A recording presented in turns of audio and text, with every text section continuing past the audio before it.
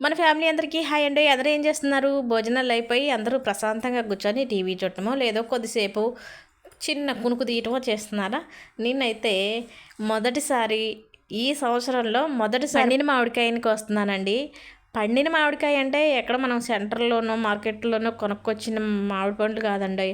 అలా మార్కెట్‌లో కొనుక్కొచ్చినయి అయితే ఏదో మందులేసి పండిస్తారంటగా, అలా కాదు. ఇవి చెట్టుకి పండిన కాయలండి. చెట్టుకి పండిన కాయలు కదా అని మన చెట్టుకి పండిన కాయలు అనుకున్నారు. కాదండి. మాకు అంత అదృష్టం కూడా లేదులేండి. ఒకప్పుడు ఎంతోమందికి మామిడి పండ్లు తినటానికి, ఊరగాయ కారానికి ఎన్నో కాయలు ఇచ్చాము ఎంతోమందికి.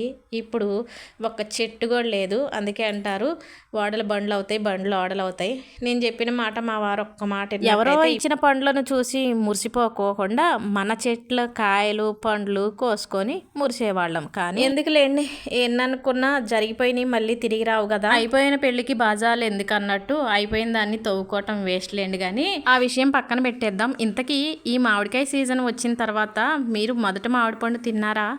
నేనైతే ఫస్ట్ టైం ఇప్పుడు తింటున్నా. ఏది ఈ సీజన్కి చెట్టు మీద పండిన మామిడి పండు కదా, టేస్ట్ బాగుంది.